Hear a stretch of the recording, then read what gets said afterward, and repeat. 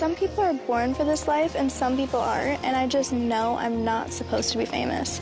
Like, I can feel it deep down inside. Love triangle. Two rival teachers accused of fighting over the affections of a student. A lot of people knew that this was going on, but nobody reported it. What was the biggest teacher scandal at your high school? What the hell was that? God damn it, son, don't ever raise your hand to me like that again, all right? I consider that a threat. A history teacher getting caught with substances in the bathroom, the gym teacher having an affair with the married math teacher, maybe a principal stealing from the bake sale cash box. And she's here, bro. She's fucking here, and she's his partner in Pong, bro. His bake is here, bro. The unfortunate truth is that for many of you watching, I'm sure it wasn't any of those, but instead a teacher who crossed boundaries, abused their power, or left a student victim in their wake. According to a nearly 200-page police report, rumors of inappropriate teacher-student relationships swirled around Centennial High School for months. Educators play a vital role in our society, and the vast majority of them are heroes, in my opinion, full stop, especially with what's going on in the education system. But with that responsibility comes a sacred trust to protect the students they teach. And every so often, someone violates that trust and becomes a real-life villain. It's super concerning. It makes me think there's a great likelihood there's other victims. But what happens when that teacher isn't just accused of horrific misconduct? What happens if they're also related to one of the biggest influencers in the world? Our next guest is in the middle of all the drama, making his big screen debut, by the way. Yeah, you may already know him from his TikTok with his 33 million followers and 2.5 billion, yes, I said billion, likes. But he's stepping into the world of acting and he's here to tell us all about it. Please welcome to the studio, Noah Beck. Noah! Thank you. And what if the power they hold over their students isn't just about grades or their future in school? Do you remember the 21st night of September?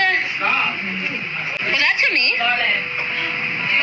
My classroom, my state. Who was that? But the threat of their privacy being blasted to the entire world. Picture this, you're the matriarch of a small town Arizona family. Your eldest grandson is the star football player on the local high school team and the apple of your eye. He helps out around the house, and despite being a macho 17-year-old tough guy, he still melts back into his sweet, innocent self whenever he's with you, his grandma. But then, one day, you notice something dark shifts in his bubbly personality. You try your classic grandma methods to cheer him up, you know, sweet tea and cookies and maybe a hand-knitted football jersey if you're feeling really extracurricular, but nothing works. When you ask your family what's going on, the subject is avoided, deflected, hidden, and you can sense there's something darker going on beneath the surface. Then one day when your grandson comes over alone, you can't take it anymore. You sit him down with that stern grandma wisdom and tell him you've noticed the heartbreak, the weight he's been carrying, and all you want is for him to be okay before he leaves for college. And that's when the floodgates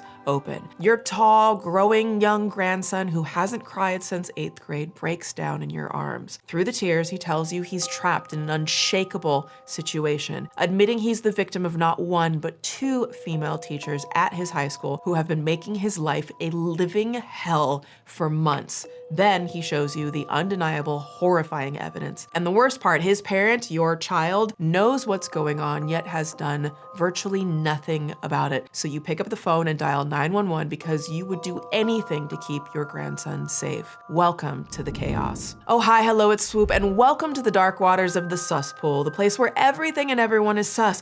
Maybe even us. Come on in, the water's fine. Welcome back, Suspirians. It's time to grab your reading glasses and criminal law textbooks, because today we're sorting through nearly 200 pages of police records to unfold one of the most twisted tales to ever involve the word influencer. It's crazy how having a phone can become the worst thing that happened to me. Things are about to get so much worse. Now, if you're new here, welcome to my second channel. On my main channel, Swoop, I do full-length deep dives, and over here, we skinny dip into the dark waters of the Suspool where everything is unhinged. It's the unhingedness of my mind and stories that I just really need to talk about. So welcome to the chaos. If you're into mind-bending, sometimes dark, sometimes twisted tales, subscribe to this channel, bring a towel, tell your friends, and go ahead and tickle the like button right under the chin. See if she likes you back.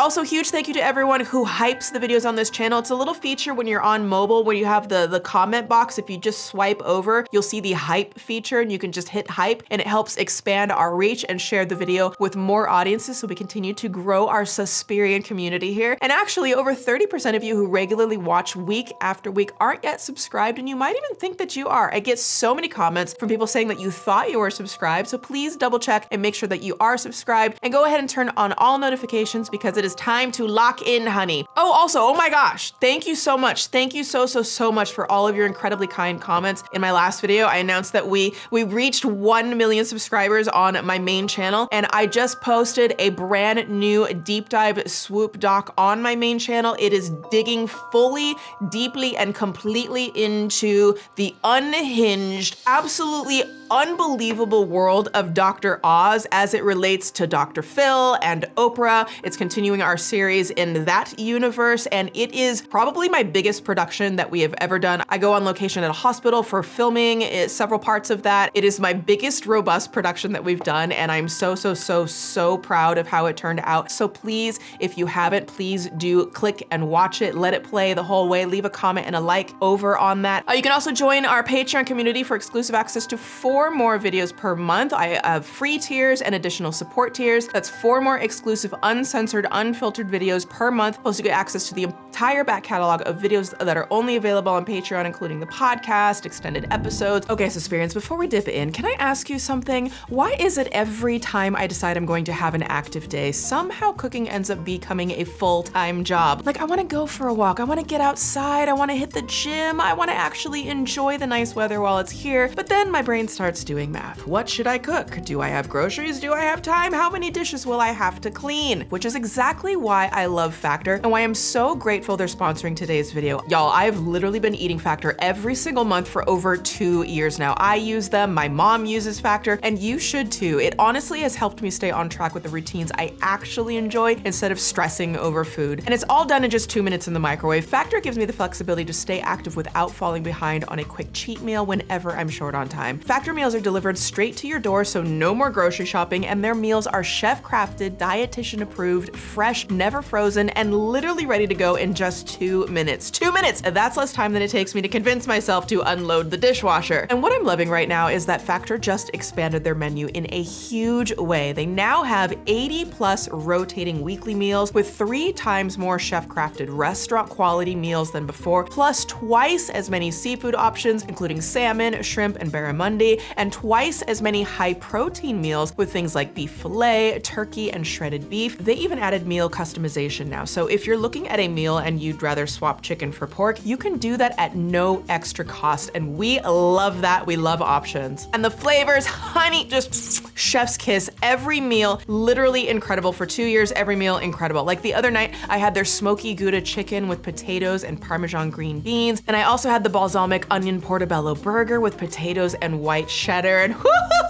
honey, I genuinely do not know how they make microwave meals taste like they came from an actual restaurant. I seriously look forward to opening my Factor box every week because I know it's going to be delicious and keep me on track. And Factor also makes eating smart so much easier. They've expanded their high protein and calorie smart options. They're free from refined sugars and low quality seed oils, and I don't have to spend 1 second trying to figure out what fits my goals. It literally takes the guesswork out of eating well. I have delicious meals ready to go in just 2 minutes. So instead of spending my evening grocery shopping, cooking, and washing dishes, I'm actually getting to enjoy my summer. So if you're ready to take the stress out of meals, I use Factor. I think you should too. Head to factor75.com or click the link below and use code SWOOP2FB50 to get 50% off your first Factor box plus free breakfast for 1 year. That's code SWOOP2FB50, SWOOPTOOFB50 at factor75.com to get 50% off plus free breakfast for 1 year. Offer only valid for new Factor customers with code and qualifying auto-renewing subscription purchase. And treat yourself, honey. You deserve it. Now, before we dip in, I just want to give a heads up that we will be very loosely, lightly discussing themes of CSA and harm and abuse. Now, of course, I won't be going into any details, and I will censor anything that's sensitive to keep this as accessible as possible to all of you watching, and also to adhere to the platform's policy. And I just want to say, if you or anyone you know have experienced anything like DV, CSA, or harm at the hands of an authority figure,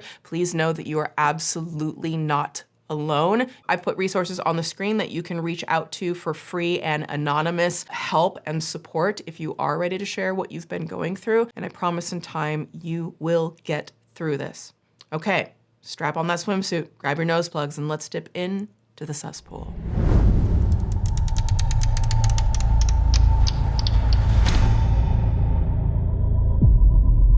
On Saturday, August 2nd, 2025, in the sweltering 106-degree summer heat of an Arizona suburb, police conducted a covert surveillance operation on the subject of today's cesspool, a teacher suspected of having an inappropriate relationship with one of her underage students. The Maricopa County Attorney's Office is looking at felony charges for 2 Peoria high school teachers from the same school.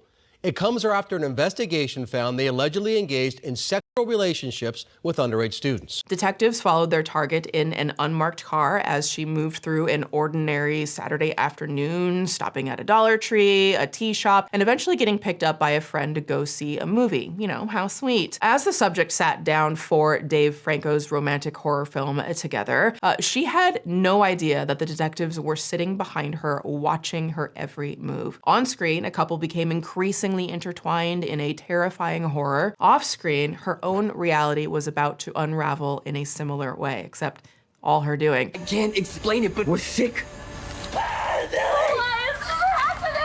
Returning to the parking lot, according to the police report, it was the first time this high school teacher was confronted by law enforcement. Peoria police spent the last 5 months collecting evidence against 2 Centennial High School teachers. One is 27 years old and the other is 47 years old. We are not naming either educator. Now, only an hour later, police were inside her apartment with a search warrant, sifting through evidence that recounted her own real-life horror movie, one where she was the villain. This teacher was already accustomed to the spotlight because today we're talking about Haley Beck, the older sister of TikTok superstar Noah Beck. Suspect's best friend are students.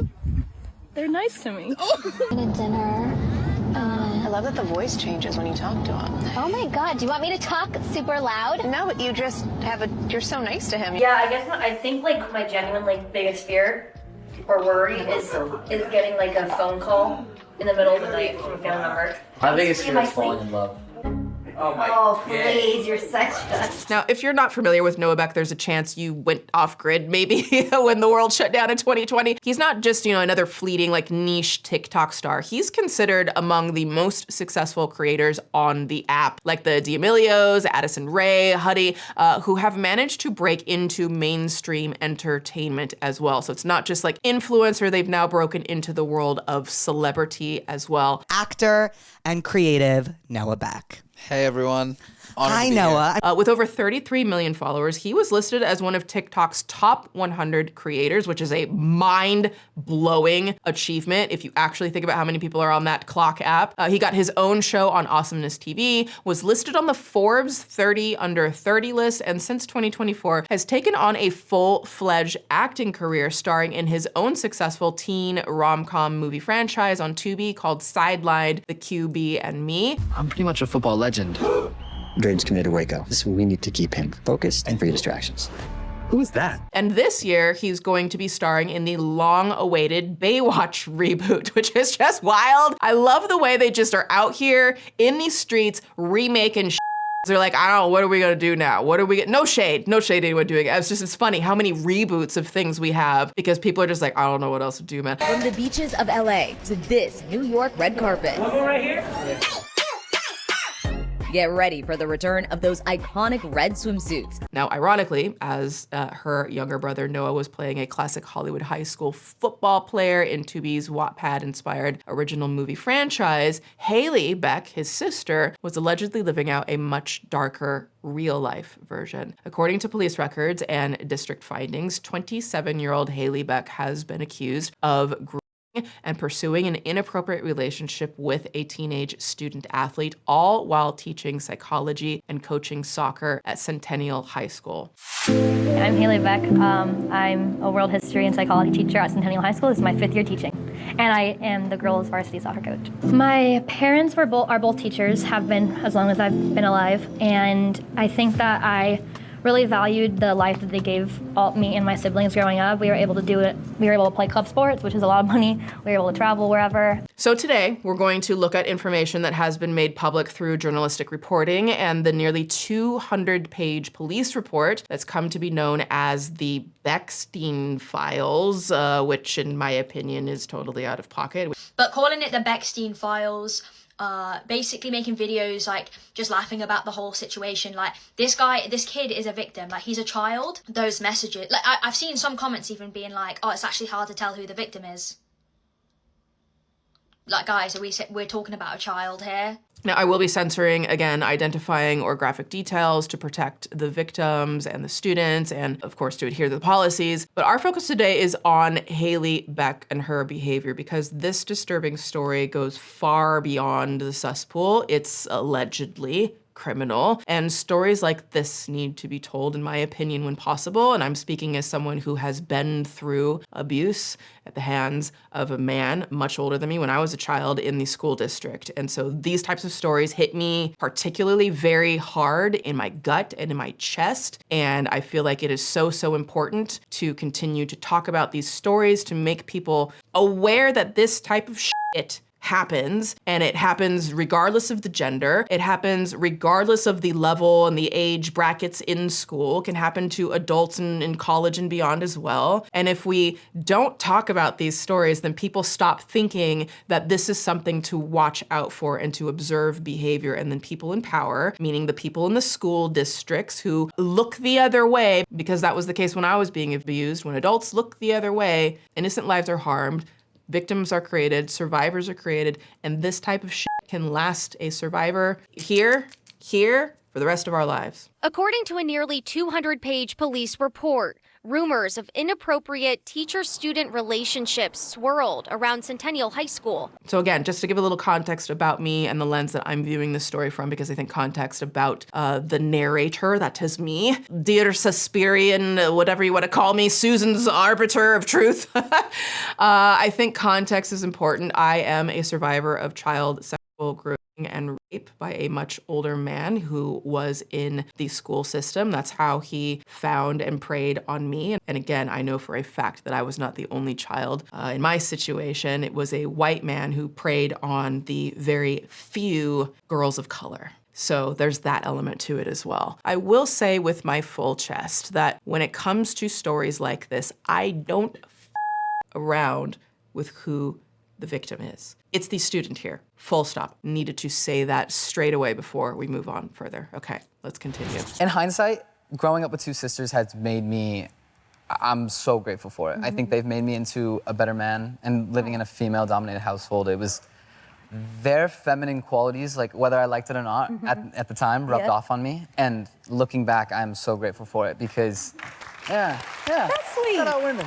Now, I should be clear, as far as we know, Noah Beck has nothing to do with these ongoing allegations except for being Hailey's younger brother, so he's more of a family victim of circumstance, of relation, I guess. So I want to make that very clear. However, his fame, not his doing, but his fame, is not completely irrelevant to the story either, mostly because this case likely wouldn't have gotten nearly as much national and global attention without it, for better or worse. And think about the perpetrators who don't have an attachment to famous people, how they just fly under the radar, right? Now, over the years, Noah has introduced his sister Hailey as one of the main characters in his life by making TikToks with her and having her on his podcast. Bring the heat! Bring the heat. It's like, you're the one that came criminal. You're the one that bringing up his criminal past. Yeah, we don't talk about that.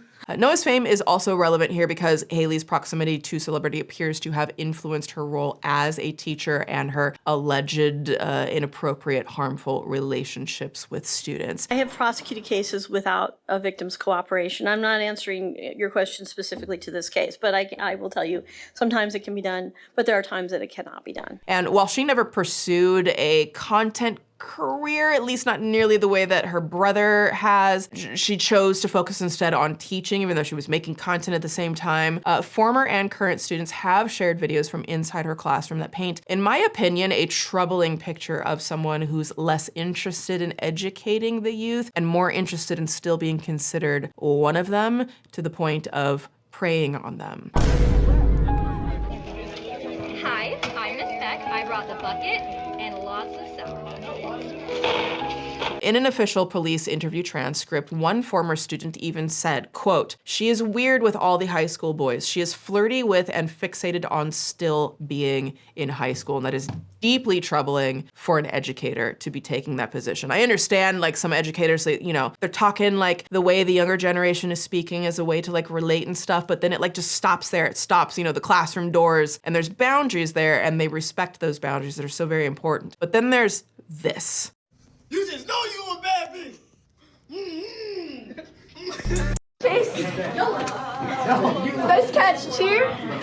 Know my name, quarterback? Like, can you imagine you go to school to learn and your teacher's just sitting there with her camera pointed at her in selfie mode, and she's just like filming herself saying shit in class and trying to create viral moments while you're literally just, trying to learn something? Go into debt. It's life.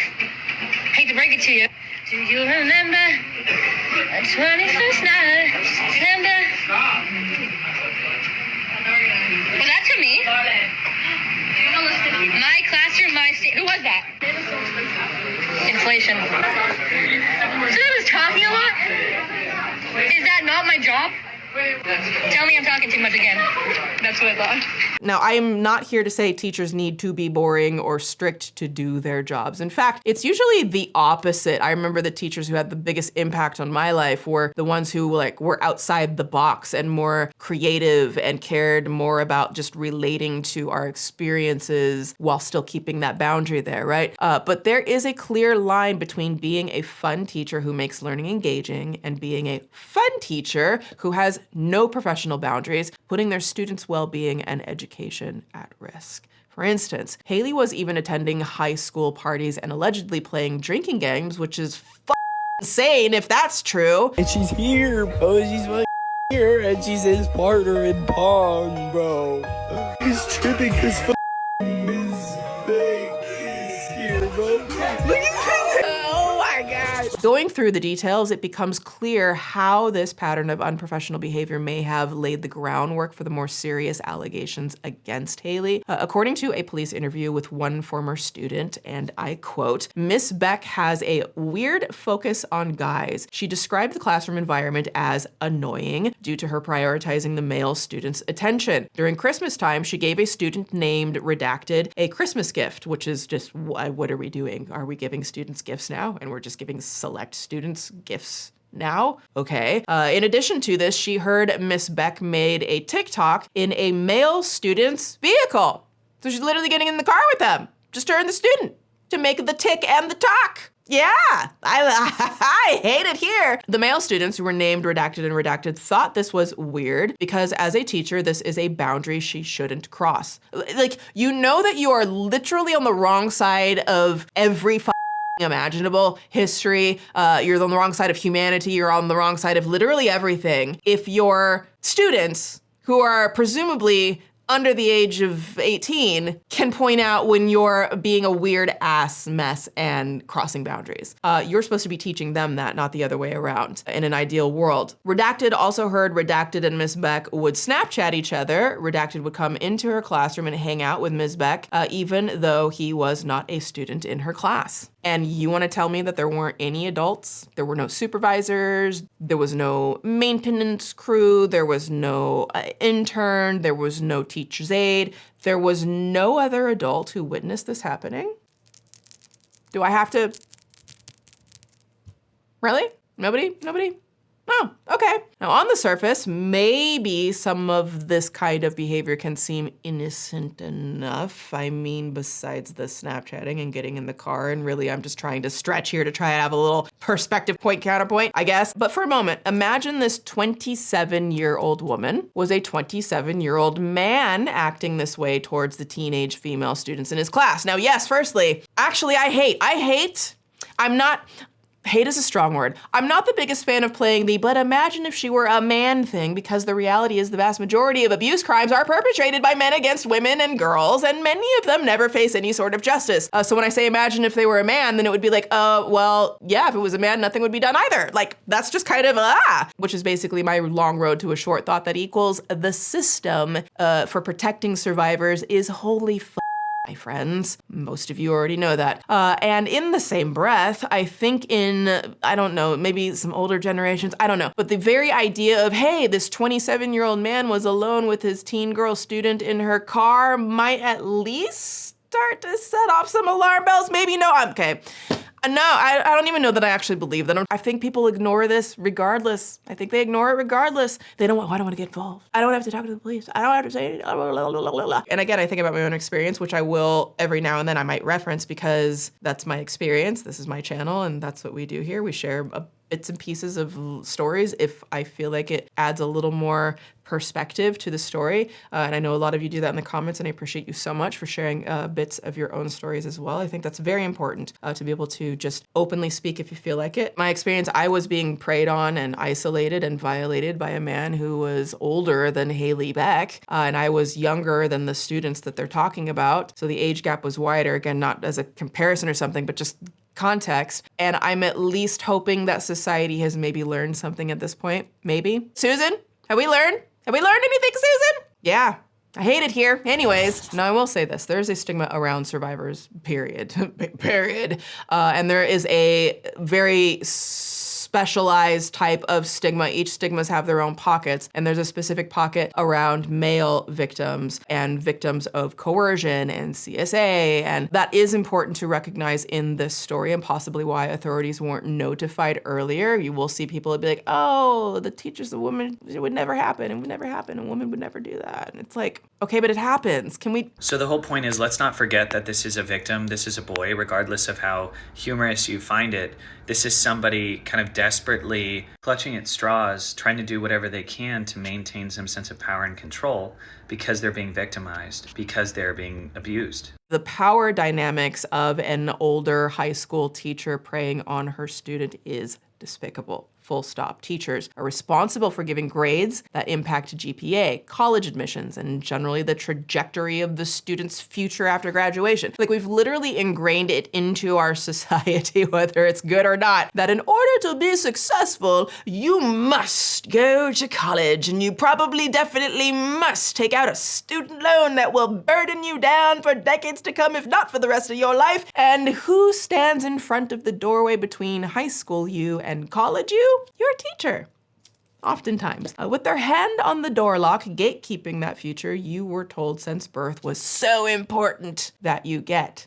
So what the F do you do when your teacher is a dick? It's the ultimate power dynamic in those settings, one that can be incredibly nurturing and empowering in the right teacher's hands. And we love teachers. We love the good, positive ones. They deserve the world, and they are given mere fragments instead, and I hate that. But then there's also the destructive type, and when it gets in the wrong hands, oh, it's bad. Add on top of that the potential retaliation a young victim could face in the classroom if they turn down advances by Ms. Beck. When you are in this position of power with these kids, and if you are potentially utilizing this position of power in order to have relations with these kids, that would be a huge problem.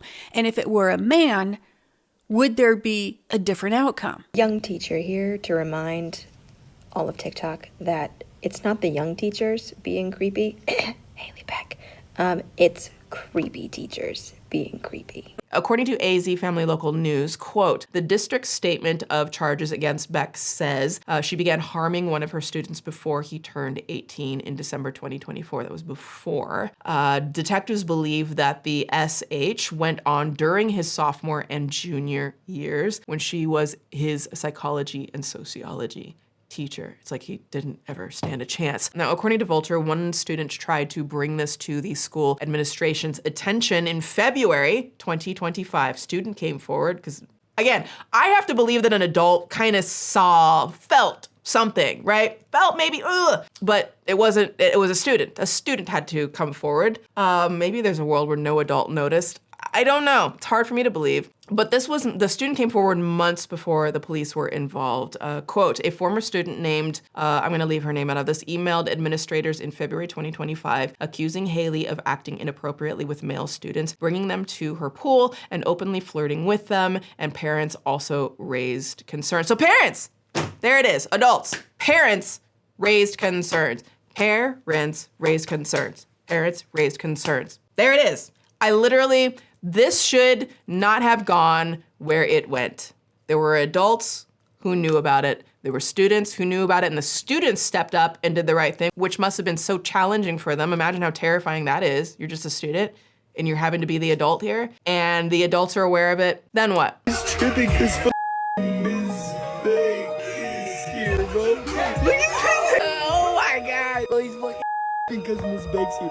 He's like, hey, bro, I know we don't bro, but does it kill your buzz that Ms. Beck's dude? Now, despite students speaking up, Haley Beck's pursuit of her victim continued to intensify throughout the spring 2025 semester. The fact that the school administrators didn't just snatch her right out of the school and be like, okay, we're gonna talk to the parents, we're gonna talk to the students, we're gonna talk to the authorities, we're gonna figure something out, but until then, you're put on, at the very least, administrative leave till we can figure out what's going on here. The fact that that didn't happen is so deeply appalling to me because she just intensified her behavior. And this continued after he had turned 18 in what became what is referred to as a quid pro quo, quote, relationship. I put that in quotes. It's also known as a transactional relationship, including, quote, bumping his grades, okay?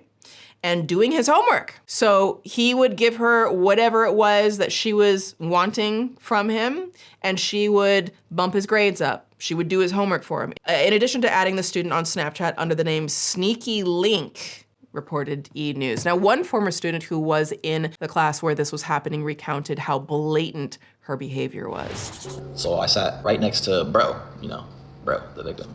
I didn't sit at the same table as him, but I sat at the table next to him, and he was like the very front of the classroom. That's where he sat. Right off the bat, energy was weird. Energy was weird between them. Like, for example, there's this one time, bro throws a pencil at her, right? He's like, shut up, throws a pencil at her. She just takes it, doesn't get mad. She's not like, go to the fucking office, like, yada, yada, nothing. She's just like, sits there, like, taking the disrespect from bro, so. It's sad that they don't know, you know what I mean? Like they'll look at something as like weird or whatever and not see it as like potential like preferential treatment or something.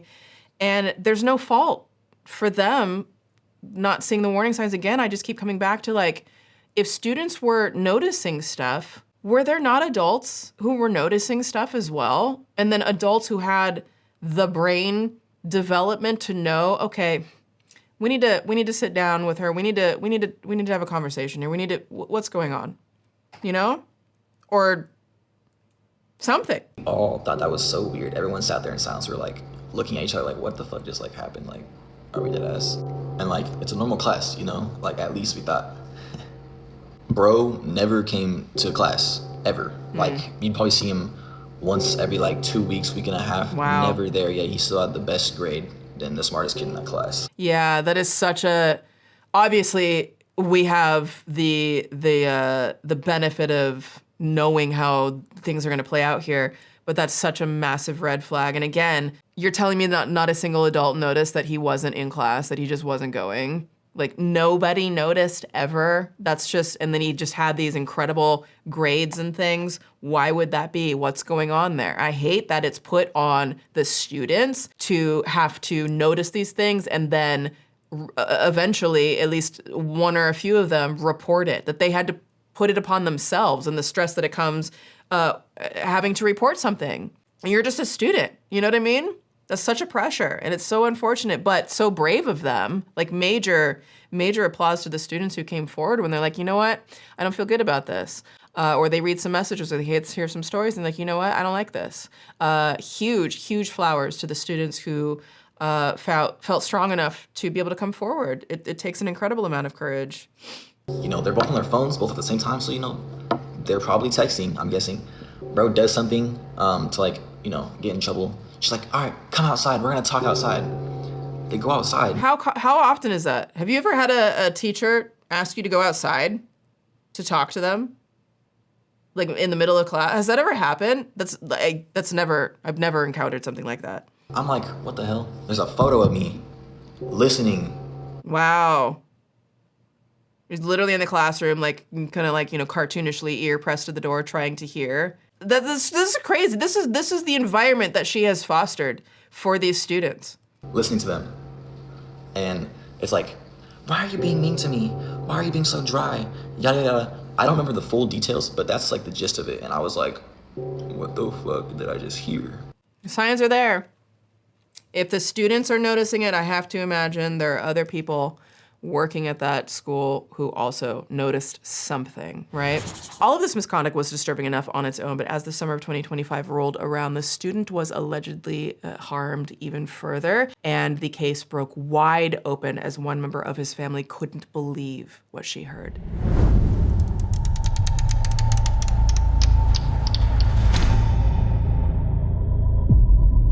That report found the Centennial High School teacher taught the boy during his sophomore and junior years, adding him on Snapchat, giving him better grades, lending him her car. The Peoria Police Department search warrant for Haley Beck's phone revealed that between June and August of 2025, she exchanged over 4,000 text messages with her victim. 4,000. I don't know if I have ever sent that many text messages, period. But 4,000 text messages between June and August, just a few months. And according to the official case supplement report, quote, there were a total of 10 messages that appeared to have been deleted. No idea what was in those messages. Now, again, for the sake of the victim, I'm not gonna go through and read most of these, but to paint a picture loosely, the 26 pages of private messages included in the police report are very graphic, often including mentions of physically inappropriate acts, drinking alcohol, doing substances, all with the student who she had allegedly been giving special treatment to for nearly 2 years. That's literal textbook.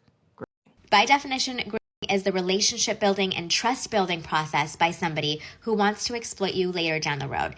In itself, it actually is a crime and nothing needs to have happened for or luring to be charged on somebody. At one point, though, you can see that she was well aware that she knew what she was doing was wrong, writing the following, quote, ugh, it's so sus doing it during the day, but okay, whatever you say. Yeah, and now you're in the sus pool. See how that works? And strangely, the text messages reveal that she was paying him to compliment her outfits. Let's start with this one. She actually offered him money for compliments. She was going to a Post Malone concert and sent him a picture of her outfit. And she said, posty fit, check it. One compliment gets you $5 gas money.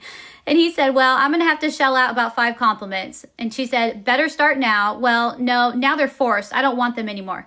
He said, I think your boots are very fitting. They proportion well on your legs. I think your top is cute because of the fray, lacy look. I think the hat is fire. Okay, belt, I see that. And I like your hair straight. Boom.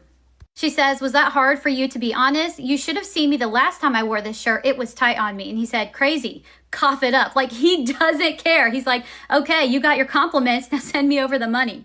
According to the police documents, she sent her victim a total of $630 with one transaction that would become crucial, captioned, quote, this money exchange just felt like straight prostitution. As a licensed therapist, a huge part of what saddens me about this Haley Beck situation is the victim's text being public. The comment section seems to focus on this kid being some sort of hero and, humiliating her and how deserved that is on her part. And it actually just saddens me because when I see the text messages, I just see a kid who's handling this in the best way that they possibly can to ascertain some sense of power. I don't think anyone really likes to objectify themselves in situations that they're not comfortable with. The summer of 2025 was extremely pivotal in this case, not only because all of these text messages between Haley and her victim confirming her intentions, but also because that July, another teacher at the school, Angela Berlacca, was caught exploiting the same student, which finally brought this case to the attention of law enforcement. It took 2 teachers before law enforcement got involved. And I just throw them all, these teachers, throw them in the trash and send it to the landfill to rot like the garbage that they are. Oh, this makes me so pissed off. It took 2 teachers doing this, targeting the same one. And why do you think they targeted the same one? Oh, because it's easy prey. They find out that one's targeting and oh, easy prey, I'll join in. Literally what happened to me. It was not 1, but 2 men. It was just that one of them worked in the school district, the other did not. They were friends. And it's just like oh, look at this. This was an easy, isolated target. I've already broken her down, this kid. And then the friend is like, oh, Look at that, easy target, already broken down for me. And that's how this shit so often goes for the survivors. And they're re-victimized over and over and over again, often by more than one person. And how dare you talk about there being more than one person who preyed on you and abused you, because then if you start talking like there was more than one person, even though that's fact and the truth, there are some people in this world to be like, oh, well, if there's more than one, oh, then they must be making it up, which makes it even more terrifying for the survivor to come forward and tell their story. Love triangle. Two rival teachers accused of fighting over the affections of a student. A lot of people knew that this was going on, but nobody reported it. We've brought you all sorts of teacher sex cases, but never one like this. Two teachers at war over the affections of a student. So the second teacher, Angela Berlocka, a 47-year-old teacher who had been at Centennial High School for 25 years teaching the child development program. You would think you would learn something about child development, right? But she probably harnessed that to her advantage, was also exploiting the student over Snapchat. And an explicit video she sent blew the whole case open. Now, one interview with a former student revealed that Berlocka's behavior was incredibly pred, obviously, even more so than Haley Beck. Again, not that this is like the pred Olympics, but let's read this. Quote, she sent unclothed photographs to football players, and she also heard Miss Berlocka added multiple young students, underage, on Snap. It wasn't just redacted. She heard Miss Berlocka added redacted on Snapchat, either freshman or sophomore year of high school. The audacity of these people. And she just knows the whole football team is bonded over how weird the teachers are and that they have seen the same pictures of Miss Berlocka. And I'm so tired of young people feeling like they have to just refer to behavior as weird. This is far beyond weird, okay? Weird is like, I don't know, your teacher who like, every time when he comes in class, he like enters the room and he's singing like some, I don't know, throwback millennial coded song or something at the top of his lungs. And you're like, oh, that's weird. You know, that's weird. This isn't weird. This is criminal. And I feel like young people should be able to say that. Instead, it's just kind of this trained thing of like, oh, just refer to it as weird. And it's like, no, trust your instincts. It's wrong and it's criminal. It makes me think there's a great likelihood there's other victims. Jessica Nicely is a child abuse prevention specialist and says only 4% of child sexual predators are women. And in this case, two women teachers acting independently of each other are accused of grooming the same student victim during the same time frame. It's highly unusual and highly alarming. 47-year-old Angela Berlocka worked in the Peoria Unified School District for 25 years before voluntarily surrendering her Arizona teaching certificates. She's accused of recording sexual videos of herself naked, saying a student's name.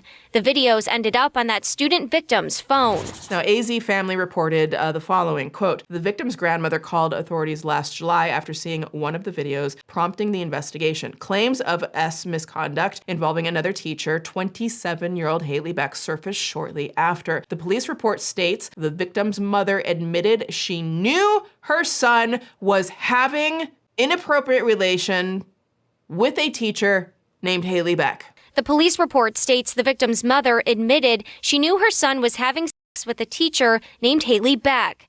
The mother knew. She knew this was the position her son was in. She knew her son was being harmed by a teacher. So often parents are well aware of things that are happening, but they don't want to say anything. They don't want to disrupt the family, or they don't want to do anything. They don't go to their kid. And like, are you okay? What can I do? And you shouldn't even be asking the kid, what can I do to protect you? You should like take that steps as the adult in the situation. And like, just because he like eventually after a couple of years became 18 doesn't suddenly make his brain just like this adult brain that knows everything. Now, the parents' alleged complicity here was also corroborated by the victim's ex-girlfriend who posted this video. But it is true that both of his parents knew. I remember oftentimes in a relationship, his mom would ask me what I thought about the situation, which I was like, yeah, it is what it is, like it's over. I didn't know when they were actively having sex. But yeah, his parents both knew, his family knew, his friends knew, everybody knew except me somehow.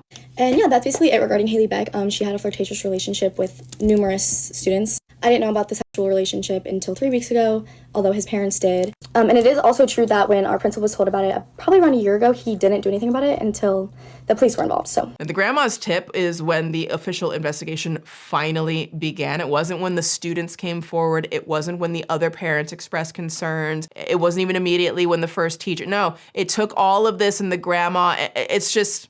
Like, she was a good teacher, but he would come to class after she's done teaching, and maybe like in between lessons, she would go to his table and just yap to just him. Just yap. They would just yap sessions, yap, like hooting and hollering in the middle of class. Everyone already caught the like speculation, like, why is she always going to bro? Like, and we already knew like they were friends, but we didn't know they were like friends. Throw it all away. Now, texts between Haley and her victim show that she was starting to crash out over the possibility of the investigation of Berlocka turning on her. And to that I say, boo, boo, bitch, I do not care. Okay, so here are some messages. These are from Haley. Everything has to be deleted. Why would you have to delete messages if everything was fine? You do the same, but let me know what it's about. I'm nervous. Nervous is insane. That is an insane thing to say. And by the way, if you delete everything, that doesn't mean that they can't go in and get it out of the cloud, bitch. Here's another one. A long part of it's redacted. This is a screenshot of an email address to redacted staff regarding Angela Berlocka placed on administrative leave. So you can imagine she's like starting to freak out. As she should, rightfully so. Next one, Haley, no need to just get automatically standoffish to me though, which is, again, you have no place to say anything to a student, period. Like, you have no place to be messaging a student, period. There's no reason. So you can't be talking about their behavior or how they're treating you or talking to you or not talking to you. Wild. And here's another message. Haley, you're being weird, but okay. Yeah, right, you're being weird. Redacted, you're being an idiot. Yes! She's being far worse than that. Redacted also says, like there isn't an investigation going on in front of your face.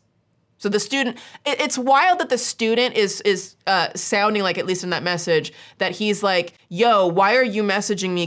There's an investigation going on, you're being stupid. And like, that's almost like him protecting her, but not because he's knowing what he's doing or intending to. I put no anything on him whatsoever. The full responsibility is solely on her. But this idea of like, that the survivor, the victim, has to feel like, hey, stop being stupid to protect the person who's harming them is so very sad, and it makes me so angry that she has put him in this position.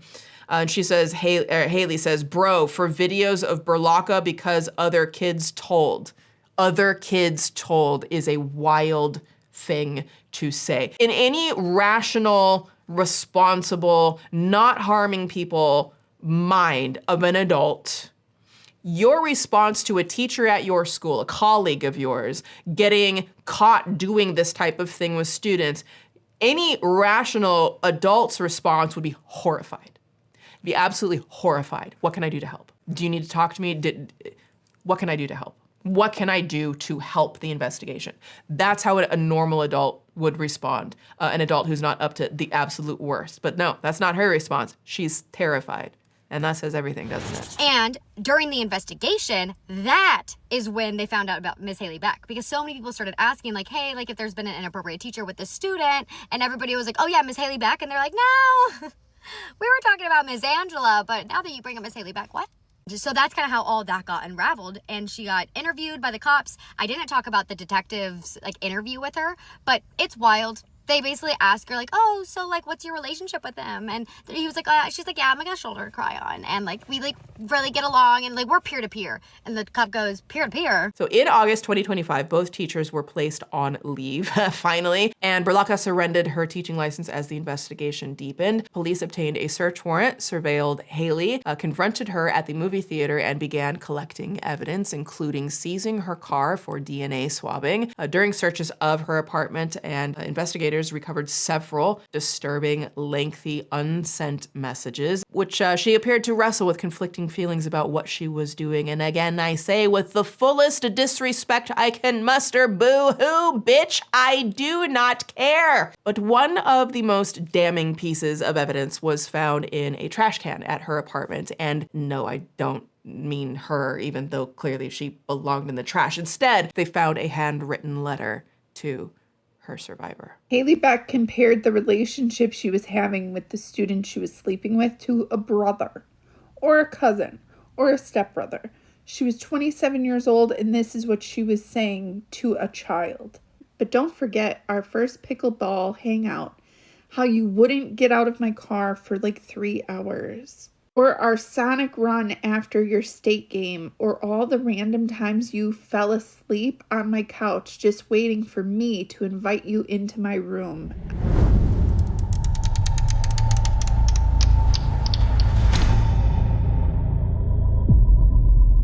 Now, since the student was leaving for college, I'm assuming this letter was essentially a declaration of a quote-unquote love from Haley in her absolutely just screwed up mind, and also a subliminal admission of guilt and a goodbye letter all wrapped into one. Like, it's really, really long. It's like 2 pages long, so I'm just going to read a few of the standout pieces here. Quote, your prob's gonna think this is cheesy as hell, but you know I'm a words girly. The fact that I'm a girly. The fact that she's using language like that to try to sound like, oh, I'm so relatable. Oh my gosh, look at me, I'm just a girly. I know, you aren't dying. You're literally just a text away. It's kind of crazy to look back and realize in my 2 years of knowing you, so there she's acknowledging these 2 years, our relationship, I hate that she used that word, has changed so much. Yeah, why is that? This isn't a relationship, okay? This is like damn near torture in my opinion. I'm really glad I had the opportunity to teach you your sophomore year, because without that, we would have never really been chill with each other. That's just an insane thing to say, that like this is crossing every single boundary like known to mankind. I know there's some random times / days when you decide to hate me. Yes, he should. Always and forever. I mean, I'm not placing it on him that he should have hate. His healing process is gonna be whatever it's gonna be. I'm just saying everything about what you are doing is hateable and to the engine with you. She goes on, but that's okay, because I know at the end of the day, we're solid most of the time. This is so disgusting. I genuinely feel like you're a brother. Weird, maybe a cousin or step bro. I truly never thought I would be in this situation with you. Do you see how they will take their actions and make it sound like it's an accident and not a highly targeted preying upon campaign that they did? That's what they do. They act like, oh, I didn't think that this would happen. Oh, this caught me by surprise. Oh, I never thought I'd be in this situation. Oh, I didn't. You literally did this. You're responsible up, down, left, right, top to bottom for this happening. This didn't just fall in your lap. If it fell in your lap, you immediately brush it out of your lap and say, oh, absolutely not.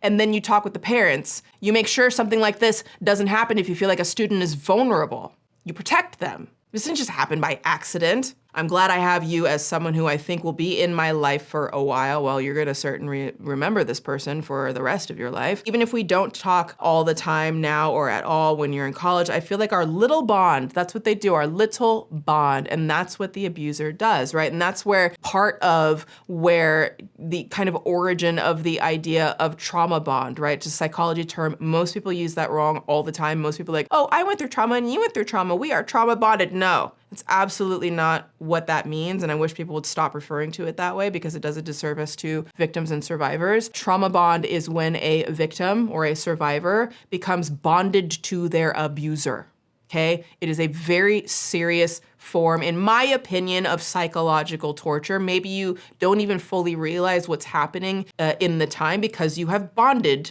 to the person who's harming you, and you feel like you have a responsibility or that you have to stick with them or be with them. That's what happened to me. I was a kid. This guy was significantly older, position of authority, and isolated me fully from my family, told me that they would never speak to me again if they ever found out what he was doing. He proposed to me, all of this shit, and I felt like I was supposed to and had to be with him. That's how that works. And that's why those terms are very powerful and people really should use them appropriately instead of stripping the power away from it. I know people will use it accidentally, and I'm not saying that it's with bad intent for some people, but some people it definitely is because they know better. And I just think we need to allow these terms to maintain their meaning. And here you see it here. I feel like our little bond. It's literally instilling this trauma bond onto the victim. We're bonded. You owe me. You wouldn't betray me. That's what that word carries. So back to the quote. So just hit me when you want to go get wasted at a bar together, which is wild, and I'll send you my wedding invite one day. You know, for this relationship being extremely wrong, is the only fucking insightful thing that you will hear this woman say. I feel like we have really made the most out of it. I'm glad I got to come to your tattoo appointments, even if you just wanted me to bring you food. All of our car hangouts were fun too, for eating and other stuff, LOL, wonder what that means. Or our night adventure in California. Like, there is truly no other student, I know, so wrong, that I'd want to do all this with. And yeah, at least she could never claim somehow that I don't even know what they would try to claim, but she could never claim like, I didn't know it was wrong. I had a psychotic break, and for some reason it caused me to break the law. Like, she can't claim that. She has put in writing multiple times, I know this is so wrong, but we're bonded.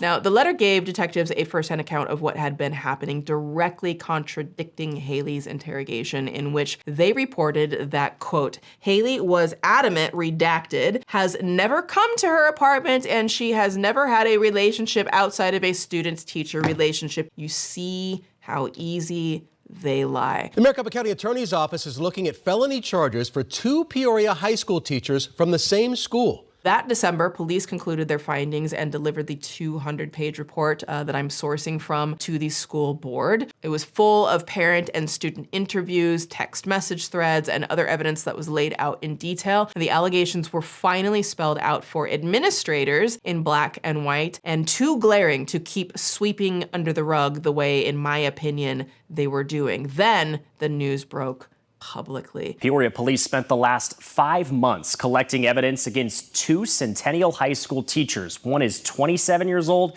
and the other is 47 years old. We are not naming either educator because they have yet to be charged criminally, but the allegations in these 2 police reports are incredibly concerning. The woman declined to answer questions from police, even though they had them in their possession, but police analyzed the tattoos on the woman's body. In those, they concluded she was the person in these videos. Then Peoria police opened an investigation into another female teacher.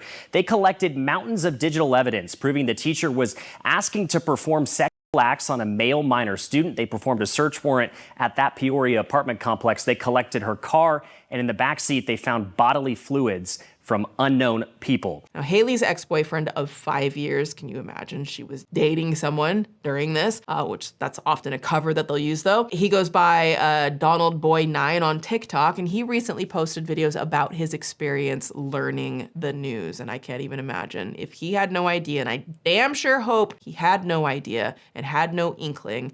I don't know enough. This is just a dip into the story. I don't know more context, so I'm currently gonna take him for his word that he didn't know whatsoever. Would imagine he'd be horrified if he did, but here it goes. I woke up and my phone was on fire. I had tons of missed calls, text messages, Snapchats, Instagram. I was like, what is going on?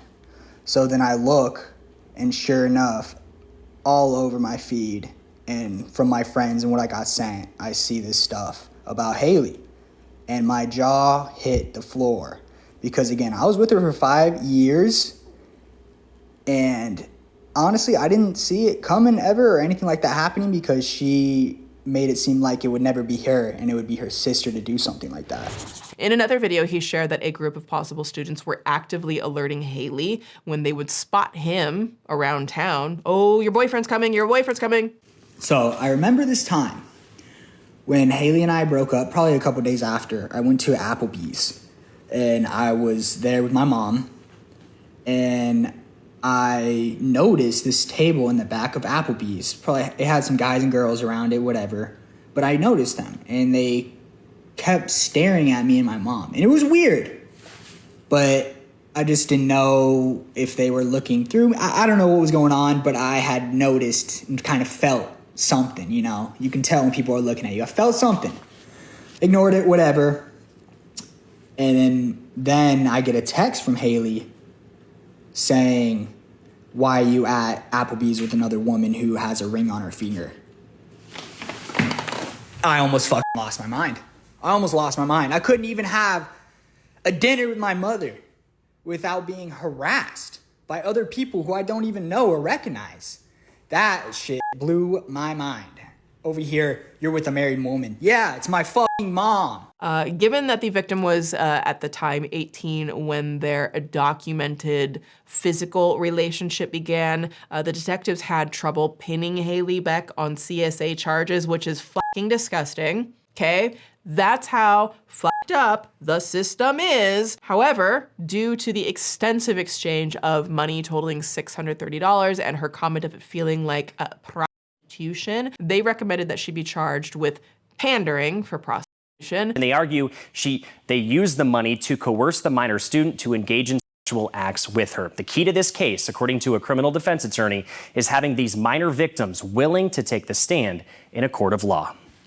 A lot of times the prosecutor needs the victim. And that's why in some of these cases it takes so long to bring a case, because sometimes victims are reluctant to testify because of emotional history and trauma. And they might not want to come forward and become public. In Arizona, the penalty for this crime carries, and I quote, get ready for it, a prison sentence of up to 2 years and 6 months, and or a maximum, not a guarantee, but a maximum fine of $150,000. This is according to an Arizona law group. 2.5 years and or a maximum $150,000 fine for doing this.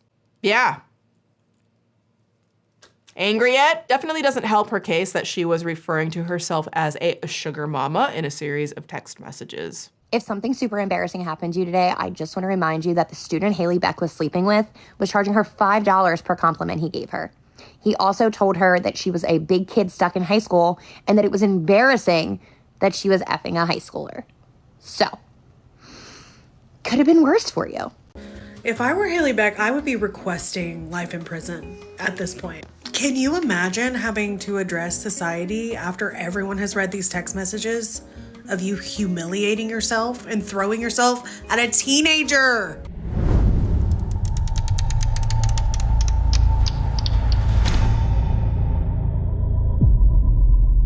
As 2026 rolled around and shockwaves reverberated through the community, Haley tried to resign, but the school rejected her resignation and instead placed her under Title IX investigation. Now, AZ Family News reported, quote, district officials said Beck violated district policy, including harassment under the Title IX. The teacher tried to resign on January 29th, but participated in the Title IX investigation. During a hearing earlier this month, officials said the student was the age of consent and wasn't forced into the S conduct, but said there was evidence he was coerced. I'm going to say, like, literally, what do you mean he wasn't forced?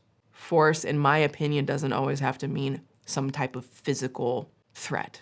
Since G did occur, any S conduct after the date of consent is unwelcome. Quite a way to put it. While Haley Beck was placed under investigation, the victim and his family, quietly, they filed a $20 million claim against the school district that didn't become public until May on the grounds that, quote, the district did not do its duty in protecting him from harm, accused by unfit and dangerous individuals hired as staff. And when I think about this type of thing, man, I wish my family had fucking sued that school district. Records reveal the school's principal gave police Beck's name after the investigation into Berlocka started. He told authorities then he had received multiple complaints from students and staff about Beck. I need these educators and everybody in positions of authority to understand mandatory reporter training doesn't mean you know something's going on. It's that you have a reasonable belief. You suspect something, and clearly they all did. Why didn't any of them report this a long time ago? And never took it to the authorities. Yeah.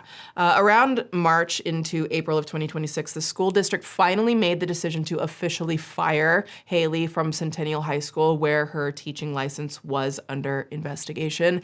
I move to adopt the statement of charges and issue a notice of intention to dismiss Haley Beck. I second. And police resubmitted their recommendation for charges to the district attorney. She will likely now officially be fired in April. Criminal charges have not been filed.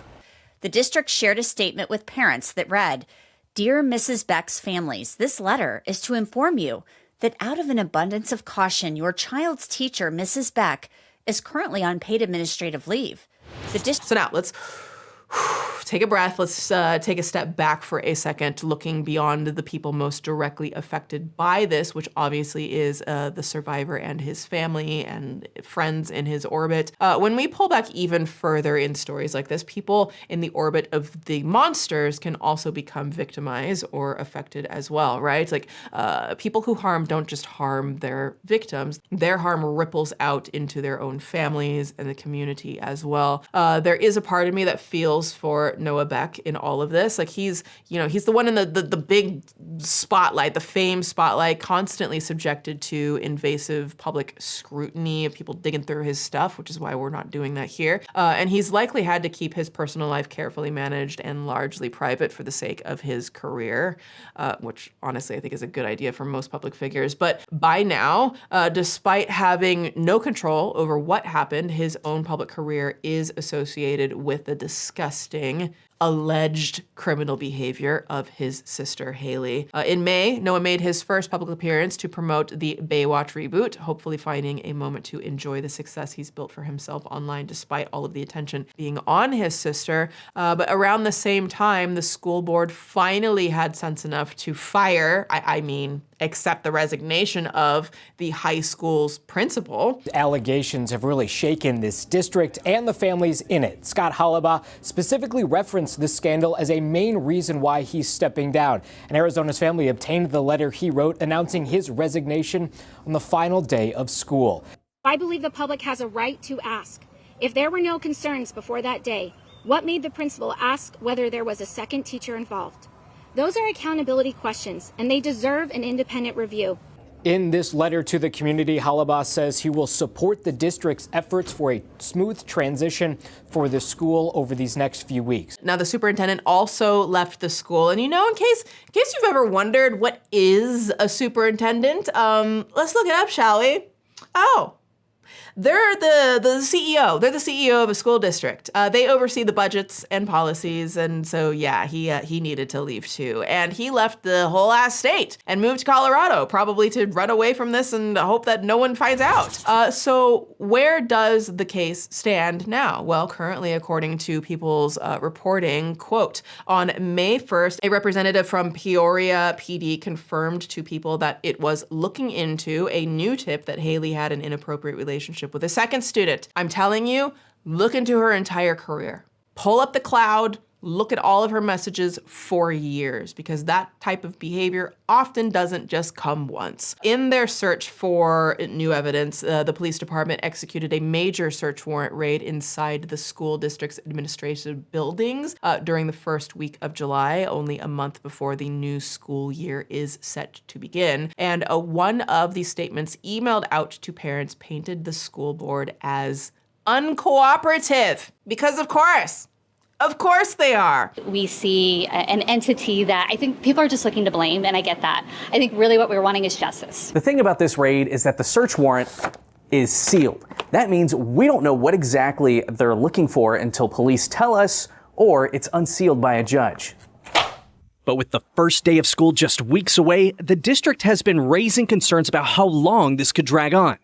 In a statement Monday, Peoria Unified warned the raid could hurt its ability to educate kids, and even said it was disappointed in the Peoria Police Department. But that message didn't seem to match what some board members were feeling, including the board president. As far as the messaging goes, I do feel like we missed the mark a little bit on that messaging with our community. And I've had discussions with admin. And one board member went even further. I believe statements like that risk undermining public confidence and create the appearance that the district is challenging the investigative process rather than assisting it. While police crews occupied their offices, school board members decided to hold their meetings inside an elementary school gym, but they refused to open the meeting to public comment. Why would that be? With the district headquarters closed, their biweekly board meeting in front of 36 parents held inside an elementary school gym. The meeting comes just 24 hours after the district issued a public statement where they expressed disappointment in the police department's presence in their offices, claiming that they were fully assisting with their investigation. So they're going to be seizing laptops and hard drives. They're going to be looking into communication systems that the school district uses, whether that's Microsoft Teams. They're going to be looking at investigative reports to see if HR investigations were ever conducted. They're going to look at complaint records. And while Haley hasn't officially been charged with anything as of yet, at least the time that we researched this, there is a critical witness that still has to be interviewed. And so as soon as we get that done, or the police get that done, we will take a look at what we have. Is there a timeline? We're still waiting to see if the Maricopa County attorney will file criminal charges against Angela Berlocka or Haley Beck. And the investigation into the now former Centennial High educators is not without its challenges. I have prosecuted cases without a victim's cooperation. I'm not answering your question specifically to this case, but I will tell you sometimes it can be done, but there are times that it cannot be done. Police received a new tip just this week about another potential victim. I'm furious as a parent. I'm furious as a board member. This, I feel like, was just a complete failure from the start. I think what Haley Beck has done, and I'll say her name 1,000 times, is unforgivable in every way possible. All I can do is hope that the survivor and anyone else out there who might be a survivor and their family and their friends find peace and resolution that they're hoping for, and that the monsters like Haley Beck and others are never allowed to be around students again. Regardless of how this kid handled it, it's not some heroic, haha, this kid's, like That's My Boy, the movie with Adam Sandler. This is a real person.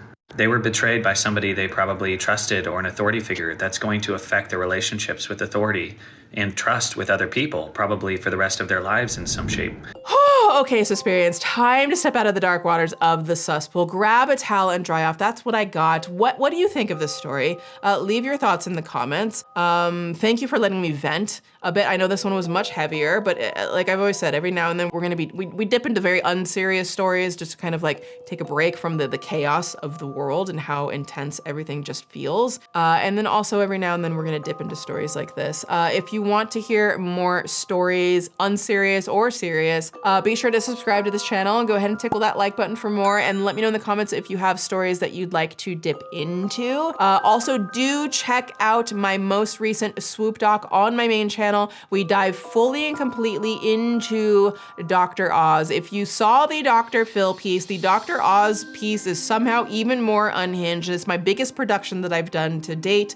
We go on location, we film in very special different venues, hospital sets, all of these types of things going on. We're so proud of the story, of the research, of what we uncovered in that piece. And I think it is such an important story to tell as, again, part of the Phil, Oprah, Oz. We might be looking into Ellen. I'm just saying we might. So all of that is on my main channel. Huge thank you to our channel members. I appreciate you all so much. I hope you're enjoying using the stickers, and also to our Patreon members. You can join our Patreon community for exclusive access to 4 more videos per month. That's 4 more exclusive, uncensored, unfiltered videos per month, plus the entire back catalog of videos that are only available on Patreon, including the podcast and extended episodes, uncensored episodes, all that stuff I can't post here. I have free tiers. You get trailers, announcements. We're gonna do a free 1 million subscriber party over there. And then I have additional support tiers as well. Thank you so much for that support. You can also, of course, grab your pieces from the new Suspool Season 2 collection. We've got the Valid Ribcage collection still going. And yeah, I hope you enjoy wearing those pieces. Also, dear Suspirians, if you're ready to actually enjoy summer and stick to your wellness goals in just 2 minutes without having to cook or do the dishes, head to factor75.com or click the link below and use code SWOOP2FB50. That's SWOOPTOOFB50 to get 50% off your first Factor box plus free breakfast for 1 year. That's code SWOOP2FB50 at factor75.com to get 50% off plus free breakfast for 1 year. Offer only valid for new Factor customers with code and qualifying auto-renewing subscription purchase, and treat yourself, honey. You deserve it. Thanks for coming for a swim. Have a good day out there. Beware the creepy, keep it cute, and I'll see you next time in the Suspool. Swoop!